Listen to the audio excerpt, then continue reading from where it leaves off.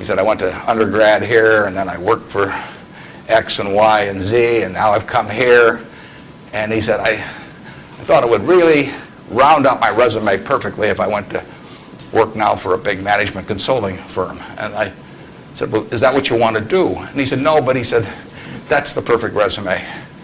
And I said, well, when are you going to start doing what you like? And he said, well, I'll get to that someday. And I said, well, I said, your plan sounds to me a lot like saving up sex for your old age. It just doesn't make a lot of sense.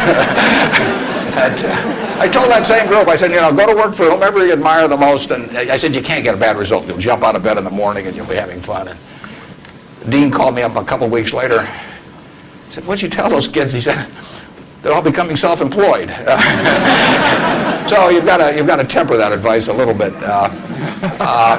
Play one game a little bit with me for just a minute, and then we'll get to your questions. I'd like for the moment to have you, have you pretend I've made you a great offer, and I've told you that you could pick any one of your classmates, and you now know each other probably pretty well after being here for a while.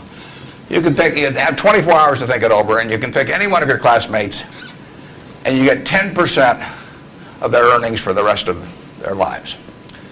And I ask you what goes through your mind in determining which one of those you would pick. You can't pick the one with the richest father. That doesn't count. I mean, you've got to do this on merit. But you probably wouldn't pick the person that gets the highest grades in the class. I mean, there's nothing wrong with getting the highest grades in the class, but that isn't going to be the quality that sets apart a big winner from the rest of the pack. Think about who you would pick and why. And I think you'll find when you get through, you'll pick some individual. You've all got the ability. You wouldn't be here otherwise. And you've all got the energy. I mean, you've got, the initiative is here. The intelligence is here throughout the class.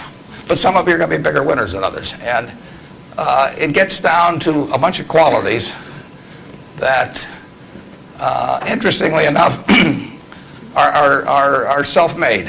I mean, it's not how tall you are. It's not whether you can kick a football 60 yards. It's not whether you can run the 100-yard dash in 10 seconds. It's not whether you're the best-looking person in the room. It's a whole bunch of qualities that really come out of Ben Franklin or the Boy Scout code or whatever it may be. I mean, it's integrity, it's honesty, it's generosity, it's being willing to do more than your share. It's just all those qualities that are self-selected. And then if you look on the other side of the ledger, because there's always a catch to these, free gifts and genie jokes. So you also have to, and this is the fun part, you also have to sell short one of your classmates and pay 10% of what they do. So who do you think is going to do the worst in the class? This is way more fun. And think about it again. And again, it isn't the person with the lowest grades or anything of the sort. It's the person who just doesn't shape up in the character department. I mean, we look for three things when we hire people. We look for intelligence, we look for initiative or energy, and we look for integrity.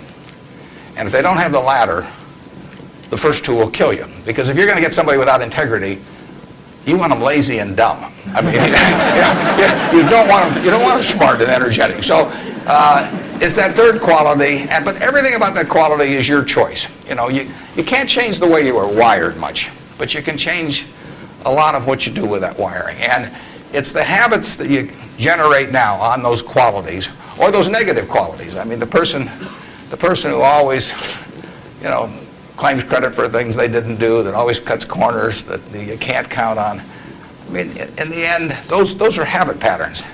And the time to form the right habits is when you're your age. I mean, it doesn't do me much good to get golf lessons now. If I'd gotten golf lessons when I was your age, I might be a decent golfer. But someone once said the chains of habit are too light to be felt until they're too heavy to be broken. And I see that all the time. I see people with habit patterns that are self-destructive when they're 50 or 60, and they really can't change them. They're imprisoned by that. But you're not imprisoned by anything. So when you write down the qualities of that person that you'd like to buy 10% of, look at that list and ask yourself, is there anything on that list I couldn't do? And the answer is there won't be. And when you look at the person you sell short, and you look at those qualities that you don't like, if you see any of those in yourself, egotism, whatever it may be, selfishness, you can get rid of that. I mean, that is not ordained. And if you follow that, and Ben Franklin did this, and my old boss Ben Graham did this at early ages in their young teens. Ben Graham looked around and he said, who do I admire? And he wanted to be admired himself, and he said, why do I admire these other people? And he said, if I admire them for these reasons, maybe other people will admire me if I behave in a similar manner. And he